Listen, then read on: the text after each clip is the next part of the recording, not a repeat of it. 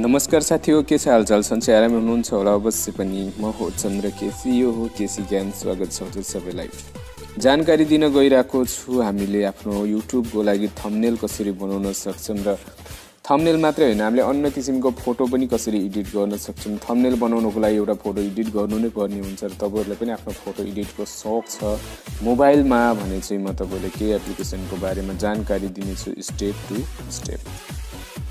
आज मात्रै तपाईलाई म भन्ने छु कि हामीले आफ्नो ब्याकग्राउन्ड कसरी रिमुभ गर्न सक्छौं। आफ्नो फोटोको ब्याकग्राउन्ड हटाउनको लागि धेरै एप्लिकेसनको सहारा हामीले लिउन सक्छौं। साथीहरु, हुन त मैले पिक्सी आर्ट पनि युज गर्छु, स्न्यापसिट कहिले कसरी युज गर्छु भने पिक्सी ल्याब युज गर्छु र अनि चार मध्ये प्रत्येक एप्लिकेसनलाई कसरी युज गर्ने र यो थम्बनेल बनाउँदाखेरि हामीले कुन एप्लिकेसन कसरी युज गर्ने र अन्य फोटो पनि हामीले एडिट गर्न सक्छौं। कुन एप्लिकेसनले के काम गर्छ प्रत्येक पार्ट टु पार्ट म तपाईहरुलाई भिडियो बनाउने छु। थम्बनेल सिरिज हुनेछ, युट्युब थम्बनेल सिरिज, तर थम्बनेल मात्र नभएर अन्य किसिमको फोटो एडिट गर्नमा पनि हजुरहरुको मद्दत गर्नेछ यो भिडियोले।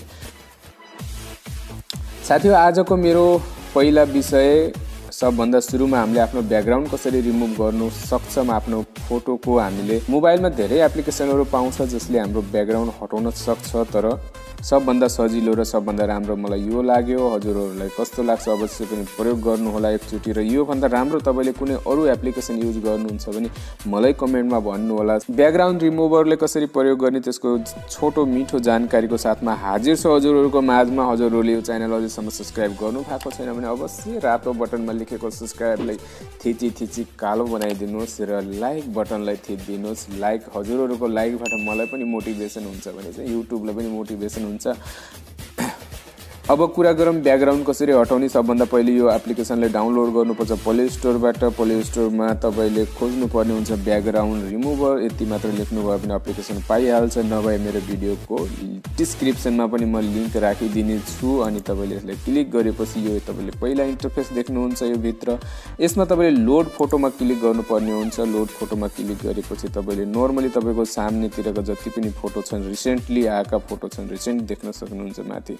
त्यो फोटो सबै पाउनुहुन्छ भने चाहिँ यहाँ चाहिँ लिस्टमा चाहनुहुन्छ या ग्रेडमा चाहनुहुन्छ, यहाँबाट चाहिँ तपाईले यसलाई चेन्ज मोड गर्न सक्नुहुन्छ भने हजुरहरुले चाहेको फोटो यहाँ पाउनु भएन। त्यो यो फोटो त मलाई चाहिएन, मलाई जो चाहिएको कहाँ गयो या म फाइल म्यानेजर कहाँबाट एक्सेस गर्ने भनेर सोच्नु भएको छ भने यो वाला 3 वटा धर्कालाई चाहिँ छुनु भयो भने यहाँ चाहिँ सबै लिस्टहरु पाउनुहुन्छ, जसमा तपाईले आफ्नो ड्राइभ, अनलाइन ड्राइभ या तपाईले फाइल म्यानेजर या ग्यालेरी या फोटो भनेर जो गुगलको एप्लिकेसन हो योमा सबैमा भएको फोटोहरुले चाहिँ एक्सेस गर्न सक्नुहुन्छ। म तपाईलाई ग्यालेरीमा लैजान्छु।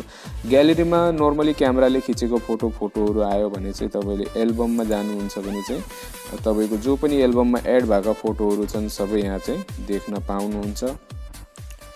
त्यसैगरी साथीहरु, म एउटा फोटो लोड गरिरहेको छु यसमा र आशा गर्छु तपाईहरुलाई चाहिँ म छोटो भिडियोको अनुसार मैले आफ्नो ब्याकग्राउन्ड रिमुभ गरेर देखाउने छु। हजुरहरुले राम्रो मेहनत गर्नुभयो भने अवश्य पनि ब्याकग्राउन्ड राम्रोसँग रिमुभ गर्न सक्नुहुन्छ र जति धेरै मेहनत गर्यो उति चाहिँ राम्रो रिजल्ट आउने छ। र फोटो एड भइसकेपछि चाहिँ तपाईले यो घेराहरुलाई चाहिँ त्यहाँसम्म सीमित राख्नु जहाँसम्मको तपाईले ब्याकग्राउन्ड हटाउने हो, किन भन्दा चाहिँ तपाईले योबाट चाहिँ सजिलो हुन्छ काम गर्नको लागि। एक्स्ट्रा चाहिँ तपाईले त्यसमा रिमुभ गर्नु पर्ने केही पनि रहँदैन। ठ्याक्क गरिसकेपछि यसले चाहिँ डन गरिदिनुस्। यति चीज तपाईको क्रप भएर आउँछ। यसबाट तपाईले हटाउनु पर्ने हो ब्याकग्राउन्ड हटाउनले तपाईले यहाँ देख्नुहुन्छ अटो, म्याजिक, म्यानुअल, तीनवटैबाट तपाईले ब्याकग्राउन्ड हटाउन सक्नुहुन्छ। कुनले कसरी काम गर्छ त्यो म सबै भन्ने छु।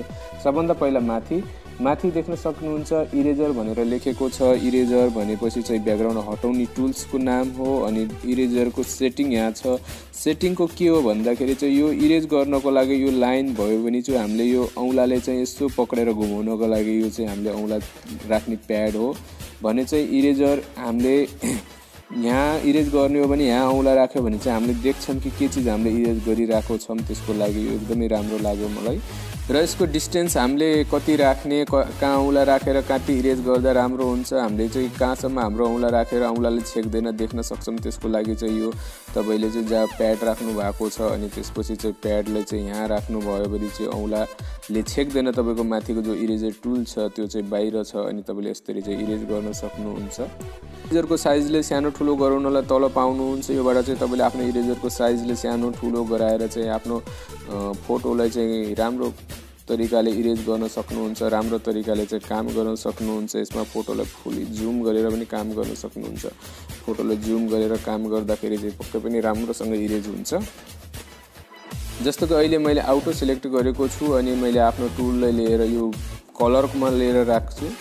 जस्तो मैले अहिले आउटो सिलेक्ट गरेको छु, आफ्नो टुललाई लिएर यो कलरमा लिएर छोडिदिन्छु भने चाहिँ यो कलरदेखि म्याच गर्ने सबै कलर उसले फाल्दियो। जस्तो कि यो कपडाको कलर पनि फाल्दियो, किन भन्दाखेरि त्यसले पनि त्यो कलरसँग म्याच गरेको थियो।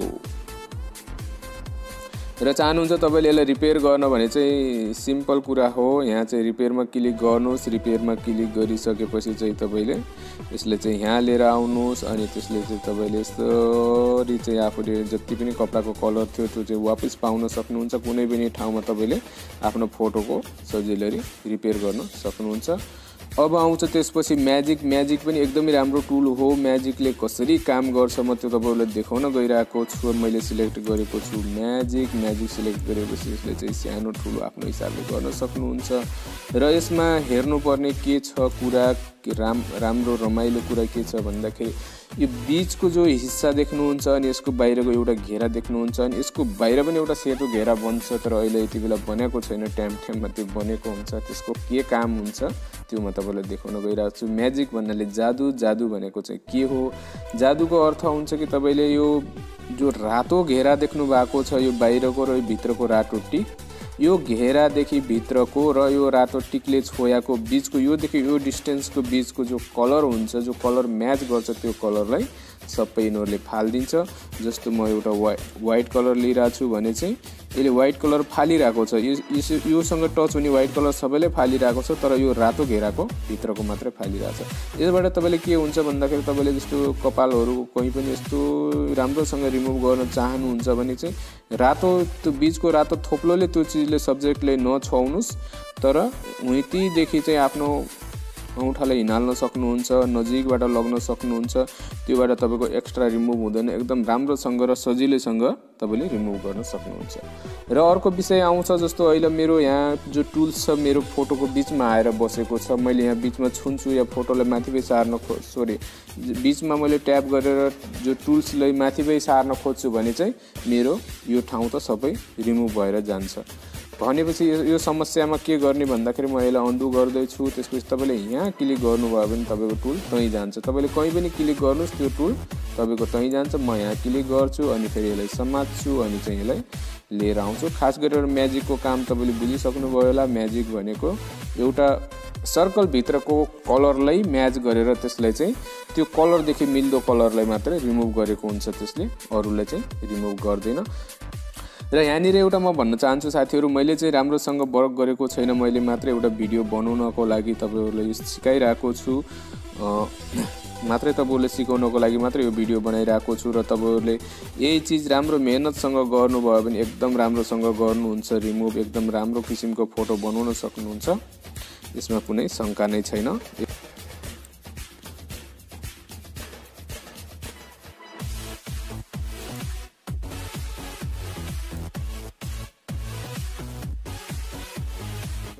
र एकदमै ध्यान दिनुपर्ने कुरा हुन्छ, तपाईँले रिमुभ गरिसकेपछि एकचोटि यसो जुम गरेर हेर्नुहोस् कुनै पनि डटहरू कहीँ रहेको छ भने चाहिँ त्यसलाई चाहिँ कसरी फाल्ने। र फोटोलाई फुल जुम गरेर फाल्नु भयो भने चाहिँ तपाईँले चाहिँ म्याजिकमा ल्याउनुहोस्, फोटोलाई फुल जुम गर्नुहोस् अनि कर्सर चाहिँ एकदम सानो छ र यति सानो गराएर चाहिँ तपाईँले यो कुना काप्चाहरू सबै फाल्नुभयो भने चाहिँ राम्रोसँग हुन्छ। तपाईँले मेहनत गर्नुपर्ने हुन्छ। मेहनत गर्नुभयो भने सबै चिज राम्रो हुन्छ।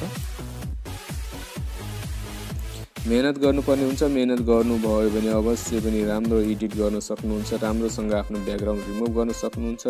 फोटोलाई फुल जुम गर्नु, फुल जुम गरेर यो बाहिरको सेतो सेतो हिस्सा छ यसले पनि राम्रोसँग रिमुभ गर्न सक्नुहुन्छ। तपाईहरुले चाहिँ आफ्नो फोटोलाई एडिट गर्दाखेरि अलि ध्यानसँग गर्नुभयो, जुम गरी गर्नुभयो भने चाहिँ अवश्य पनि फोटो एकदमै राम्रो र एकदमै झक्कास हुनेछ।